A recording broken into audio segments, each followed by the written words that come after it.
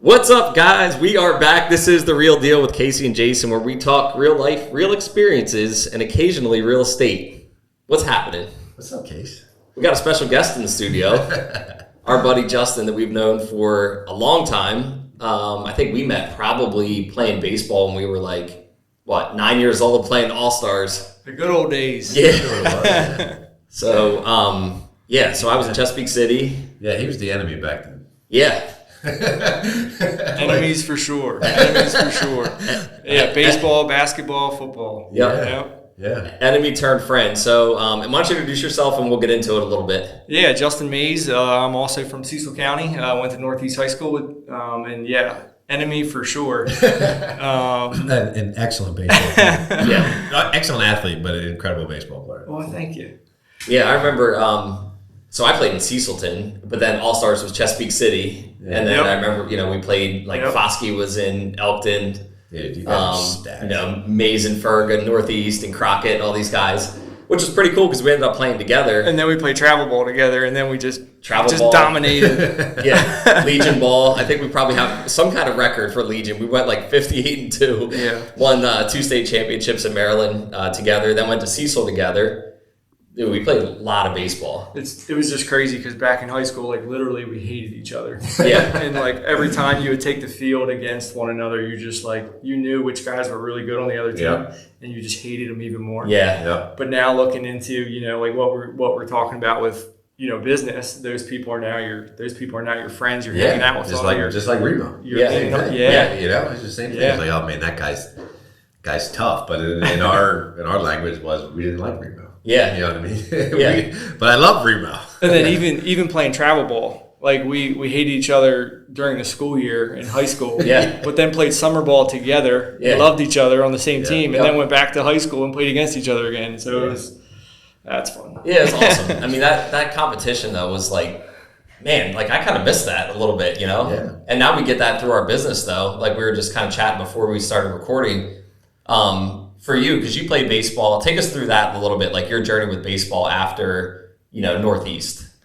Baseball after Northeast was I was all over the place. I went to Cecil for a year. I actually signed with Delaware out of high school.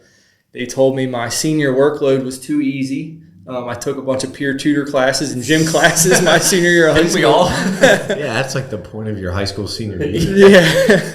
So I went to Cecil for fall ball to show Delaware I was ready academically. Playing at Cecil, I was scouted by Maryland and chose to go play with Maryland instead.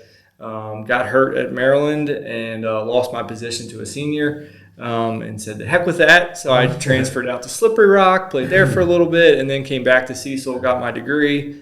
Tommy John surgery, arthroscopic on my shoulder. Jeez.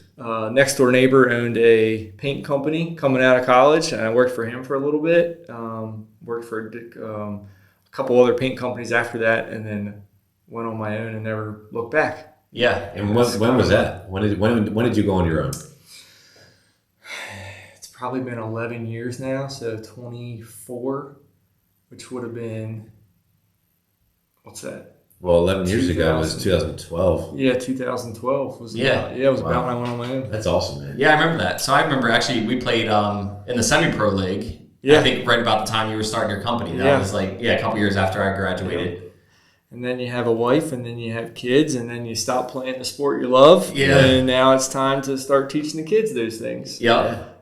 It's a crazy circle of life. Yeah, it is, man. Yeah. A lot of fun.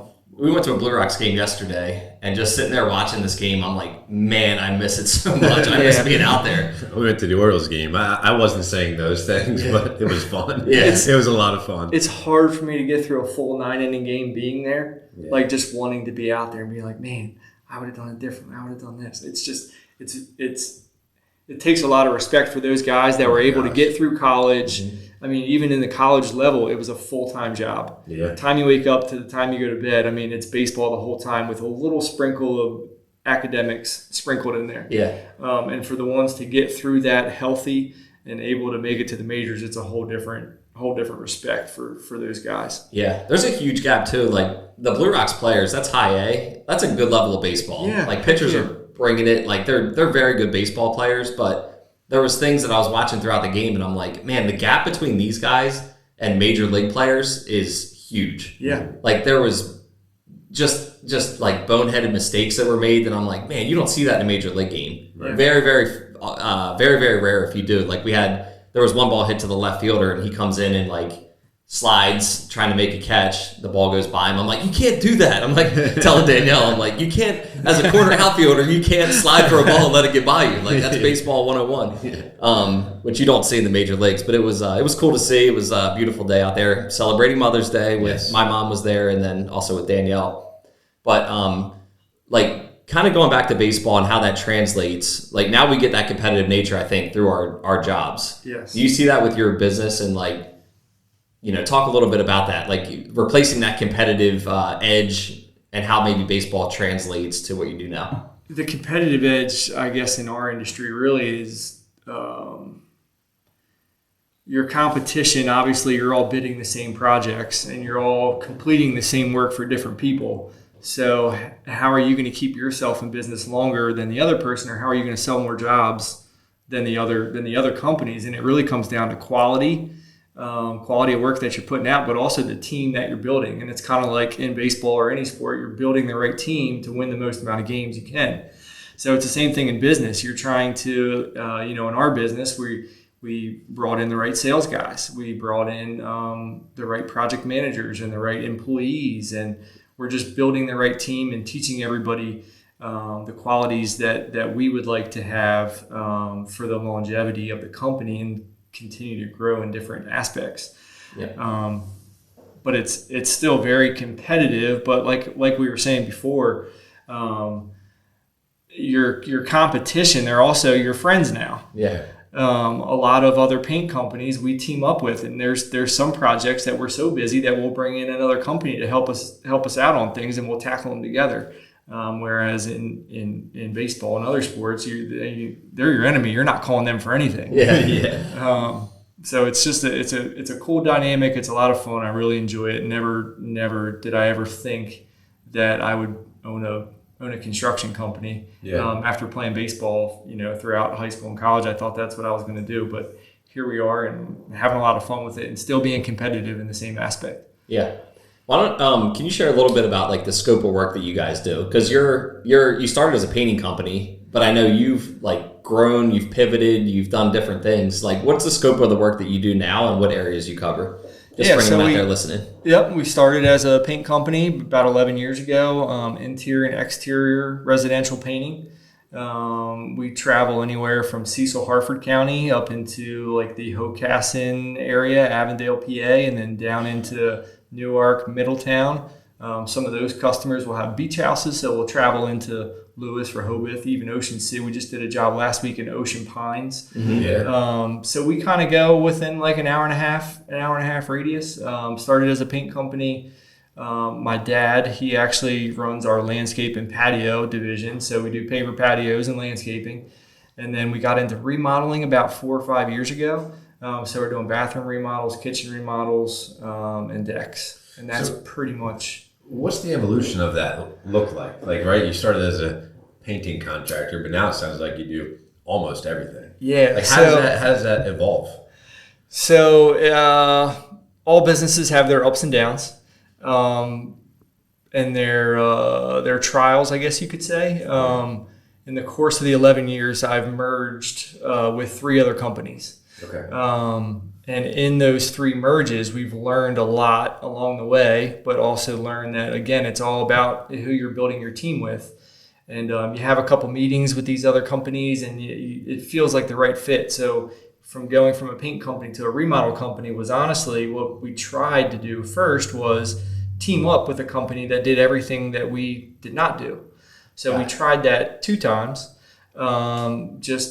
Really good buddies of mine at the time, and they did everything that we did not do. We had a couple meetings, and we tried it out.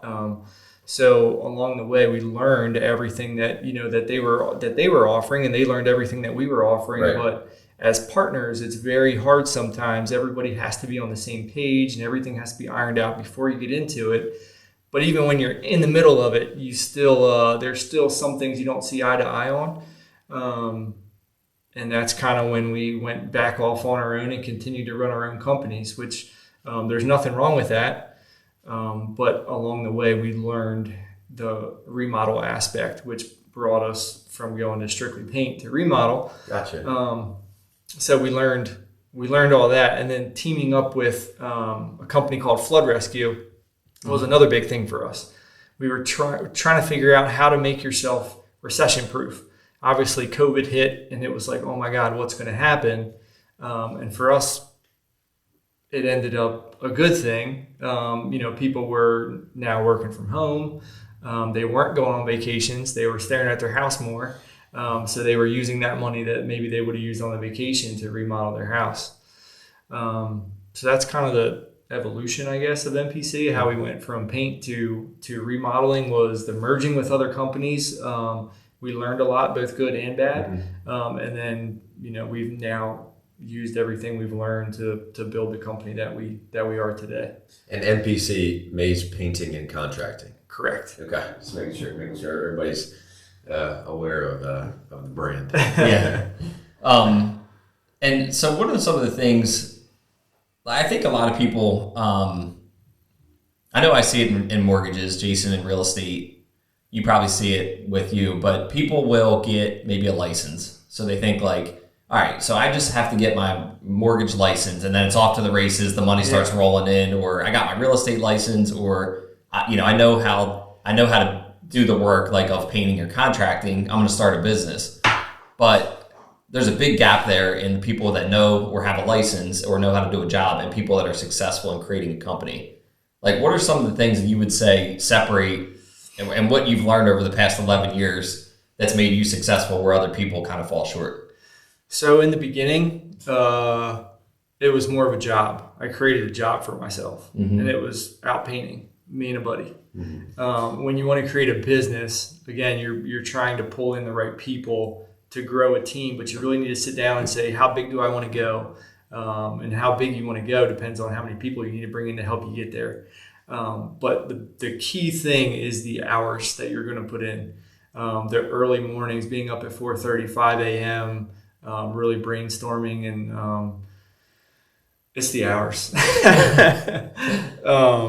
You like you said before, you quit your 9 to 5 and you think it's going to be easy. You got this great business idea, and it is great in the long run, but it takes so much freaking time. There's a lot of sacrifice, especially in the early years. Yeah. Yep. And you learn so much by failing.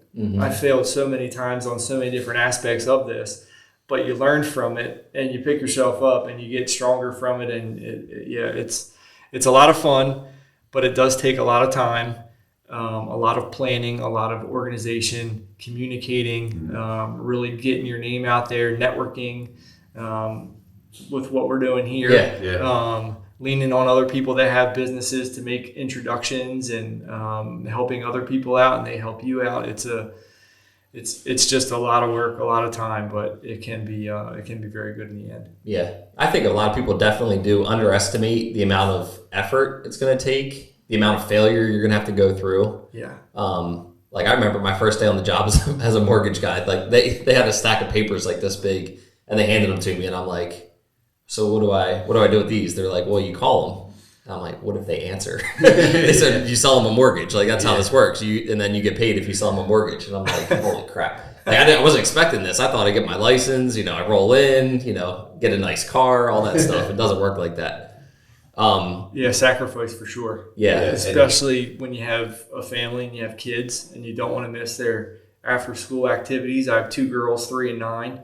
And now they're into sports, and they're into gymnastics, and they're into. My 3-year-old started basketball. Can you imagine 3-year-olds running up and down the court? I've seen it.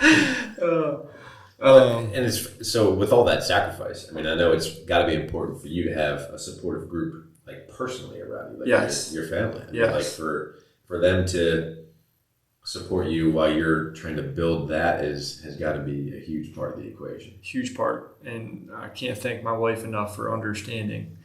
She's actually part of the business, and she does all the back end stuff along with raising the kids. She's had Riley, our youngest, at home with her for a while. She's now in daycare, but before she was she was raising a child at home every day, plus answering phones, plus everything.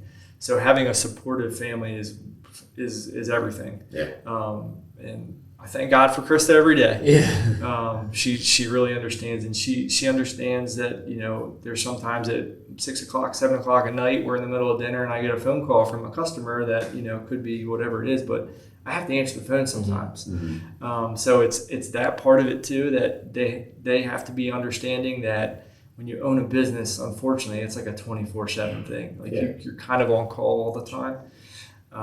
And to be understanding with that, it was hard in the beginning, but she also understands that like this is our livelihood, and in order to run a good business with a great reputation, these are the things that you have to do. Mm-hmm.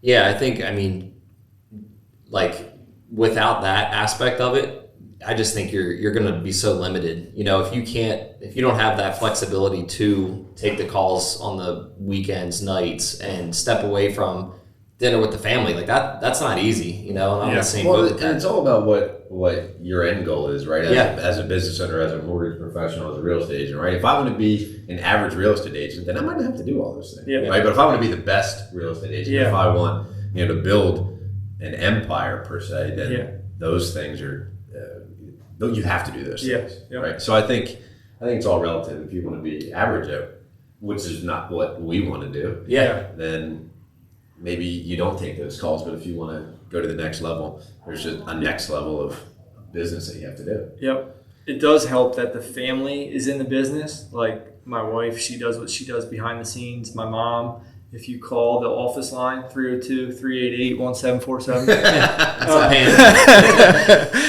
If you call the office line, my mom, Pam, she answers the phone. She does the scheduling. Again, my dad, he runs the patio and landscape division. So because we're family owned, everybody's like really into the business. They're on the same page. They understand it's a family business. It's not somebody that you're hiring off of Indeed that they may just look at it, as a job. I'm here for 40 hours a week and that's it. Yep. So if the phone rings on a Saturday, my mom's going to answer. She's going to call you back. So it's just a different dynamic by having, again, the right people. Even our lead sales guy, Joe, we went to school together. He's been a childhood friend. So a lot of the guys that work with us, we're all friends, and we just share that same dynamic to keep pushing the company to higher levels. It's pretty cool. Yeah. We've talked about before I guess you call it the dichotomy of you get the freedom from being self-employed or having your business, because there is a level of freedom to it in that you don't right, like what you said, like being at your kids like basketball games and stuff, like you don't miss that stuff, right? Yeah, correct. You make sure you're there for correct. it. And that's one of the things that I told myself and my wife that I would never miss any of their after school stuff, and I to this day have not. Because of that. There are times where I do have to, turn down a family event because of it. But for the most part, you do have the freedom. Yeah. But I will say we've probably canceled 6 vacations in the last 2 years because of work. Yeah. So it's a weird thing, right? Like, but again, being on the same page is so important in that. And your wife has a look into every aspect of the business because she's a part of it. Yeah. Right? So you're not having that conversation with somebody who doesn't have all the information. Exactly. Yeah. Yep. So you get the freedom, you give up the hours, and you give up it's just a weird dynamic, because I feel the same way. Like I have the freedom to be at my kids' T-ball every game, but I might miss dinners with the family 3 nights a week. Well, what I mean? But it's like freedom of choice, right? It's freedom where you're still working for customers and doing all these things, but if you not saying that Justin's going to do this. We'll just put it as in my situation. If there was a client that came to me, I just felt like it wasn't a good fit or it wasn't going to work, whatever the case may be. I can make that choice to say this might be a better fit with another agent in the office or someone else. You know what I mean? So while you are busy and working nonstop, you still have that freedom of choice in most aspects of your life. Yep. That's how I see it. Mm-hmm. Whereas if you're working for somebody else, it's not necessarily the case. Yeah. And again, with the whole competition thing we talked about earlier, in this business, I don't look at it as competition. There's jobs where the front door The front door is rotted out and we're going to replace the trim. Well, we pull the trim off the door and realize it's all rotted behind it, the framing. Well, I'm going to call one of my buddies that does exterior work, and I'm going to give them the referral. Right. So the whole competition, it doesn't really, it helps you guys help one another. Yeah. It's more collaborative. I mean, there is a competition aspect to it. Yeah. But it can absolutely be collaborative. I feel that way in our business too. Yeah. I do too, and I think the people that, if you look at it like it's you versus everybody, you're not really going to make it that far in any kind of business, because you do need, you need a solid, like, I'll say network. You need people to pick up the ball if it's something you can't get into, and you want to have strength behind that referral. You know what I mean? Right. So I think it does take, a collaborative effort. We do it in the mortgage space. Somebody will come to me for a product, like even you, Justin, in the past, like a product that we're not the strongest on this, and I'll tell customers that, like, hey, there might be a better option out there. Here's somebody that I trust or that I've worked with before, or that I know does a good job and they can handle your needs better than I can for this specific thing. So I think that's important. I wanted to touch on something else too, that, like, the idea of mentorship. So you get into business, right? Anybody, and they kind of, like, you start working, you start failing, you start realizing things, learning, you go through this process, but at some point too, you brought on like a mentorship, or you, right? Can you talk about that? Or you went to a conference or something where you started learning about a different way to do business and kind of scale? There was an online class that I signed up for called Painting Business Pro. Okay. And it taught me how to build a paint company and grow and expand when you got to that point where you're stuck at a standstill. Where, like you said before, you had built a job for yourself. Yes, correct. You and a buddy painting, and you kind of like, you took that as far as you can, which is you only have so many hours a day to paint. Correct. And then you were like, I want to take it to the next level. So you sought out, mentorship. You sought out this program. So talk about like what that did for you, and like maybe the shift in mindset that it gave you.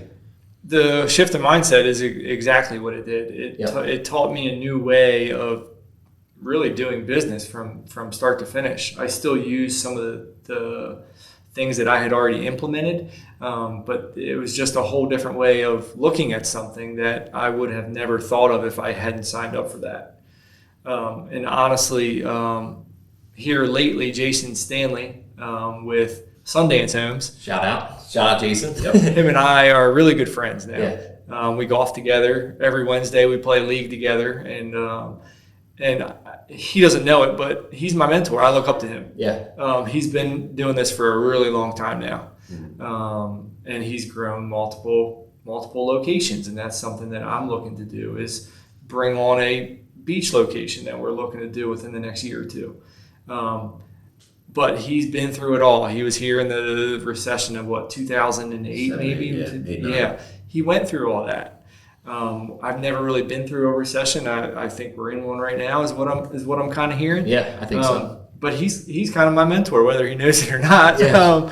I pick his brain, and some people would think we're competition because he does bathrooms and kitchens and so do we, but I do some paint work for him, and I throw him all of my roofs and siding and windows. So mentorship is huge, to link arms with somebody that, one, you get along with, but two, is maybe not necessarily older, but more experienced, and kind of, link arms with that person and help grow together. Yeah, and I think the best way to get to where you want to go is to find somebody who's already there. Yeah. And talk to that person and learn from that person. Yes. And I know that's 100%. Something that I haven't done as well as, like, I think about it all the time, but for me, that's actually like a fearful process for me. Yeah. But I think it's absolutely the best way to do it. You can read books all day long, but if Jason Stanley has a great company and you look up to that company and you look up to him, what better way to find out how he got there than to spend time with him? Yep. I mean, that's awesome.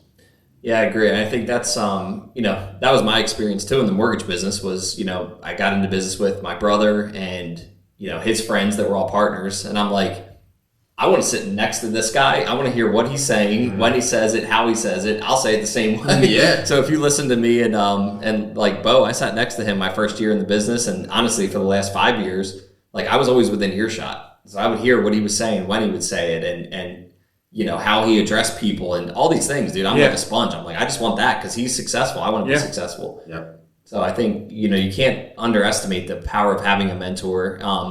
And it's not always free. I think, like as you get a little bit more credibility yourself, you probably do have access to people like Jason's willing to sit down and talk to you because he knows you and your character and that you're legitimate. But, if you were like just day one in your company, you probably don't have access to somebody like Jason who's willing to just share stuff with you. And you might have to pay for it. You know what I mean? So I think... Yeah, and speaking of paying for it, it's like what at that time that you took that paint class or whatever, was that... You don't have to tell me what the dollar amount was, but was that like an investment like, man, like spending this money is kind of scary. Yeah, for sure. But you'd say it paid off. But it paid off. Right. Yeah.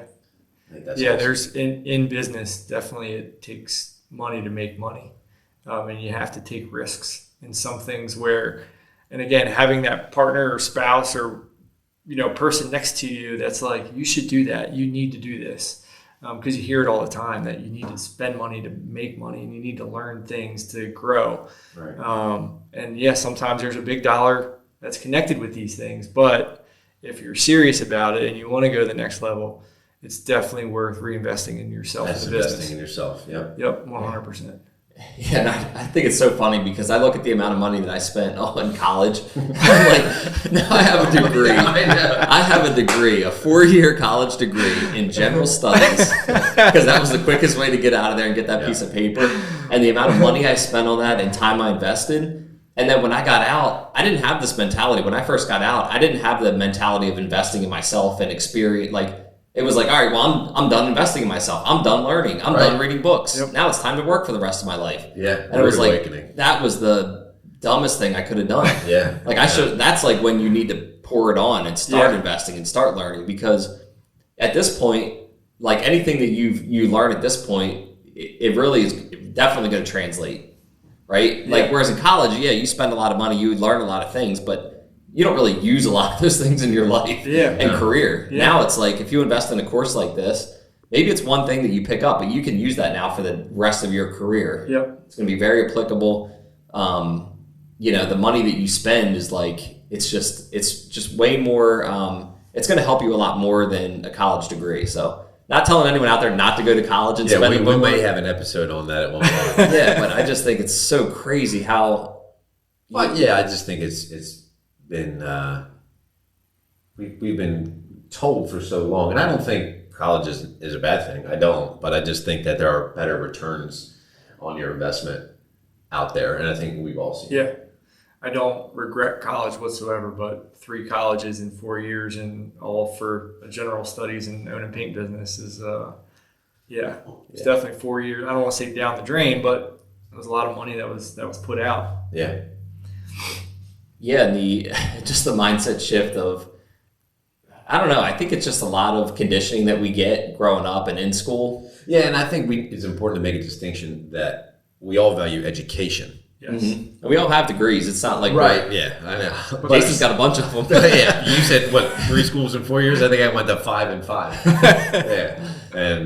But I think it's just the way that you get that education, the way that, it's structured is more important. And I think a lot of people are waking up to the fact that maybe college is the best option, depending on what you want to do. Mm-hmm. And even in the trades, there's not a lot of kids out there that like really want to get into the trades, but there's such a huge demand for it. Oh my gosh, you could speak for that. Yeah, for sure. Huge demand for it.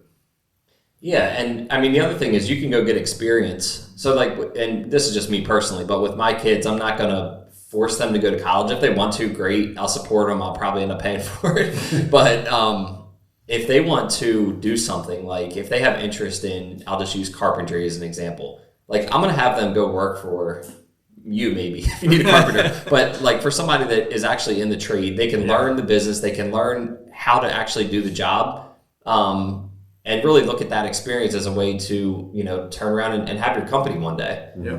Versus college, you go there, you get a degree in whatever you get a degree in. None of us did anything super specialized, and we're certainly not working in that field. Yeah. But I think that experience in like business would have been huge, in sales, in marketing, whatever. Take it. You can learn more probably in an internship working for a company. Yeah. In 6 months or whatever than you can in years of classes about marketing. And there really are some great programs around here. I know we talked to our friend Susan Knight, and we'll have her on here at some point about what they're doing in the 4-H program, which is learning by doing. And I mean, it was awesome. Yeah, I think there's tons of great programs around here for kids that are looking to really dive into all sorts of things. Yeah, that learning by doing is a huge aspect of it. Yes, and everybody learns differently. Yeah, right. But for me, I need to do things. That's how I retain information. That's how I learn best. Yeah. Yeah. Absolutely. What else you guys want to talk about? We talked about building a team, how important that is to be surrounded by people. Yeah. Mentorship and investing in yourself. Some things that separated you and your business and things you learned along the way. Yeah, I think we did a good job of touching on how, you can evolve and, just like life, ups and downs, right? Remo talked about it when we had him on, about how, the path is here, and as long as you don't deviate too far, then typically, you can turn out a great success. Yeah. I know, I would love to hear what, your vision is for the future, because I know you're a visionary, and you have a brain that works very entrepreneurial. I don't know if you see that in yourself, but I definitely see it in you, where you do have a big vision. You're not scared to take action. You move quickly on things. You're not scared to pivot and change directions. I think some people get stuck on I think that's a good something to talk about if you have a minute. Yeah, we definitely have a minute. We have plenty of time. But as far as making a decision and kind of like not overanalyzing it. Yeah. What are your thoughts on that? Because my wife may beg to differ.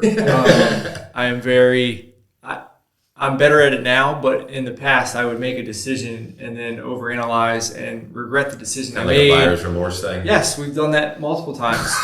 We've got close to settlement multiple times, and I made the decision to back out because of X, Y, and Z. But yes, vision honestly is getting more into investments, getting into the whole real estate thing. Questions as well. Do you own any rental properties now? We did. We just got our first rental property. It's been about a month and a half now, down in Ocean City. Okay. It's actually rented out through the whole summer. Nice. Awesome. So it was a good experience. We owned a place in Bayberry, a townhome, and while our new house was being built, we kept that one and we rented that out for a while, and then we sold at the peak of the market when everything was happening, COVID, and we got really lucky on that. But that's definitely what I'd like to get more into now is the rentals and the investments, especially having two good experiences. I know I've heard horror stories about it, so it's definitely a risk. But if you're able to stay on top of things, I think, everything's going to be a risk. It's just how you manage it. Yeah. And also being in the field that I'm in, if something does happen, it's quick for me to, get some guys together and go fix whatever needs to be fixed. So for me, it was just having that capital up front to be able to put that all in your first investment. But then at that point, at least from what I hear, we'll check back. But yes, that's our end goal as far as personally. But with the business, honestly, we're at a really good spot right now. I don't think we want to grow anymore. We've tried to grow before more than what we are right now. Last year, this time of year, we were running 9 to 10 paint jobs a day. Right now we're at like 4 to 6 per day. It just came with more headache, more people, more especially with scheduling exteriors. Well, if it rains for 2 weeks, what do? You got to call customers and move your whole schedule around, and now you got unhappy customers, and it was just it's a whole thing. So we're really happy where we're at with running a couple remodels at a time, a couple paint jobs. So as far as MPC goes, I think we're at a good spot, and I don't think I want to grow. We've merged with 3 companies before. It didn't work out the way we anticipated, and we're just in a really good spot. So I think MPC is going to stay the way it is. We have all the right people, and it's a good environment. But I think our next thing is going to get into more investments. Yep. And real quick, could you talk about because I know you have changed directions, right? But that's all part of it. But I think, the taking action on something and moving quickly towards it, that's I think a lot of people get stuck either right there, or when they make a decision, they're like, I got to live with this forever. And they're scared to change their mind. But that's part of the process. Yep. Yeah, changing your mind, I think, is a strength. And living in regret is not fun. Yeah. So try it. So try it. Yeah. It's just living and learning. Yeah. You don't know. You don't know until you try it, and when you're in it, if it doesn't feel right, it's probably not right. Yeah. Like with the merges, I put my all into it for those couple months for each of them, and it just didn't feel right. Mm-hmm. And you'll know. Yeah. But then you try something else. But you only live once, and if there's something you really want to do or something you really want to try, like investments, go for it. Figure it out. Talk to you guys about how to make it happen, and go for it. In worst case, you sell it. Yeah, right. Yeah, that's one good thing about real estate. I've heard horror stories too. I've never had that experience personally. We have a rental that we've had for a while. I've done other investments in real estate. I mean, I also think it's important to pay attention to who you're hearing the horror stories from. Yeah. You know what I mean? Right. Is it somebody who has investment properties and has done it? Or is it somebody told them that it was scary? Yeah, right. Or they tried one and they had a bad experience and that was it. You know what I mean? I think it's pretty rare that you're going to talk to somebody who's got 40, 50, 60 rental properties that tells you not to do it. Yeah. You know what I mean? Yeah. I agree. And the good thing about real estate is that once you have it, you have it. If we look back historically, it's going to go up in value. Yeah, we had a major setback in 2007, 2008 where property values plummeted and people weren't able to just sell them. But I don't see that coming this time around, just my personal opinion. I don't think we're having some big crash like we had before. That was a completely different set of problems that brought that on that we're not having now. Demand is very high. So I just see values continuing to go up. And as interest rates are projected to go down the rest of this year, I think it's going to create more demand in the market. And I think it's going to drive prices higher. So, which also drives rents higher. Oh yeah. So I think now is people say that a lot of people are apprehensive right now because rates are high, property values are high, but we never know where we are in that curve until you wait another 5 or 10 years. Yeah. And you can look back. Yeah. So we might not be at the peak like everyone thinks. We might be at a little level spot where it's about to shoot up. Yeah. I was playing golf with a guy the other day and he said he was going to buy a condo. It might have been 5 years ago. And it was $250,000, oceanfront, 2-bedroom, 2-bath, or whatever it was. And he's like, "Yeah, that same place just sold for $550." He's just kicking myself in the butt. Yeah. And who knows? That same place is sold for $550 in another 2 years, maybe $750. Yeah. It's just if you want to do it and you're able to do it, go for it now. Don't regret. I love it. Yeah, I do too. I think that's a great kind of way to wrap up too. Is you have a successful business, dude, and kudos to you because you've built something that a lot of people never get to the point where you are with that. So it's awesome to see. I'm proud of you. If I could be proud of you as a friend, definitely, and as a Braves fan. Yeah. Casey's a Phillies fan. Yeah. I had to throw that in. But the fact now that you're able to kind of use that and start leveraging that into what you want to do with real estate is awesome. And I think that's a very natural progression. That just excited to see where you take it, man. Because I think with your vision, it's gonna be big. So I appreciate that. Yeah, bro. Thanks for coming on. Yeah, thanks for having me today. This is awesome. And two longtime friends and, and longtime enemies, now friends. Yeah, that's right. So what's the easiest way for people to get a hold of you if they need any kind of work done? Painting, contracting, patio, landscape, garage. Floor painted, you guys do it all. Yeah, yep. You can hop on our website at www.mpcpaints.com or give us a call at 302-388-1747 to schedule an estimate. Yep. I'll say too, for anybody out there that's in business, follow Justin and his pages because you do a really good job with social media. Yeah. I think people can definitely just by following you, they can learn kind of how you promote a lot. Communicates well. And you communicate well and you show your family. I will say for anybody that's getting in business, Facebook has been our main thing ever since we got started. It's free advertising and that turns into word of mouth and then referrals from those customers, and it just keeps going. But Facebook has been huge for us because you post all your before and afters on there, and people people share it. They share it to their friends who you're not friends with, but now it's reaching more and more people. And so, yeah, Facebook I highly recommend for, people getting started in business. And like you said, completely free. So, like, this isn't running paid ads, and this isn't, all the stuff that, again, horror stories that you might hear from people. This is literally you're using your personal Facebook page. You're posting pictures constantly of the jobs you guys are doing. Yep. That creates word of mouth, creates a brand awareness. Yep. It's just being intentional with it, and you're doing it consistently. Yep. I will give a shout out to Carl Pace with the DMI group. Well, we just started using him a little over a year ago, and he does digital marketing and networking, and he's also expanded our, doing 25 to 30 estimates a week. He's really helped with that. Wow. But the DMI group, they do advertise for you if you're in that rut. Yep. He's definitely a guy to get creative and reach people that you could not reach by yourself. Awesome.